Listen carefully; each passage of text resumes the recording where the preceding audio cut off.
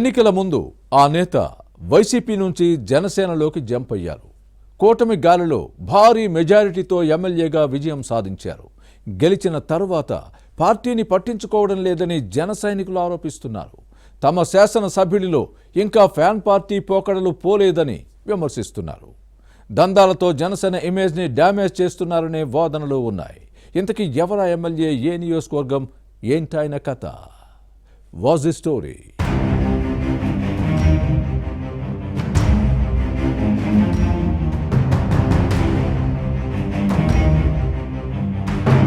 జనసేన ఎమ్మెల్యేలో కొందరు పక్కదారి పడుతున్నారు. జేఎస్పీ అధినేత పవన్ కళ్యాణ్ వార్నింగ్ ఇచ్చినా వారిలో మార్పు రావడం లేదు. పార్టీకి చెడ్డ పేరు తెస్తున్నారు అని సొంత పార్టీలోనే విమర్శలు ఉన్నాయి. అలాంటి వారిలో వైజాగ్ సౌత్ జనసేన ఎమ్మెల్యే వంశీకృష్ణ శ్రీనివాస్ ఒకరు. ఈయన వ్యవహారాలు వివాదాస్పదమవుతున్నాయి. ప్రజలకు సేవ చేయాల్సిన ప్రజాప్రతినిధి అసలు లక్ష్యాన్ని విస్మరించి సొంత వ్యాపకాలకే పరిమితమవుతున్నారు అనే ఆరోపణలు ఉన్నాయి. ఎన్నికలకు కొన్ని నెలల ముందు వైసీపీకి రాజీనామా చేసి జనసేన పార్టీలో జాయిన్ అయ్యారు. అయితే అప్పట్లోనే సైనికులు ఈయన రాకను వ్యతిరేకించారు.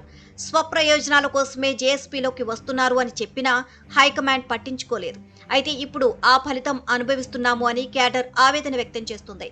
వంశీకృష్ణ జనసేన ఎమ్మెల్యేగా ఉన్నా ఇంకా వైసీపీ వాసనలు పోలేదట.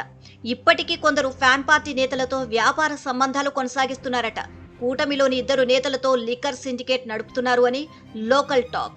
అయితే ఈ వ్యవహారంలో తన పేరు బయటకు రాకుండా అంతా అనుచరులు, బినామీలతోనే కథను నడిపిస్తూ అక్రమంగా కోట్లు సంపాదిస్తున్నారు అనేది ప్రధాన ఆరోపణ.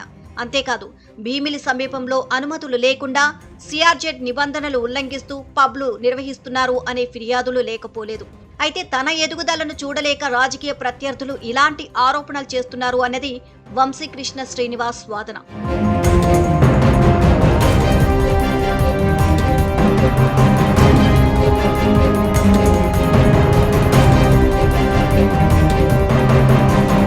వంశీకృష్ణ శ్రీనివాస్ విశాఖ దక్షిణ నియోజకవర్గ జేఎస్పీ ఎమ్మెల్యే మాత్రమే కాదు, జనసేన నగర అధ్యక్షుడు కూడా.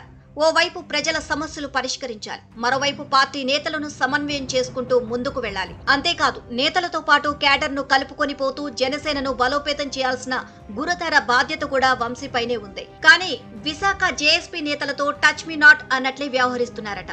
తనకు నచ్చినప్పుడు మీడియా ముందుకు వచ్చి రెండు ముక్కలు మాట్లాడి వెళ్లిపోతారు. నియోజకవర్గంలో పర్యటించినప్పుడు కూడా ఒంటరిగానే వెళ్తారు అన్న విమర్శలు ఉన్నాయి. పార్టీ నేతలను రానివ్వకపోవడం అనుమానాలకు తావిస్తోంది.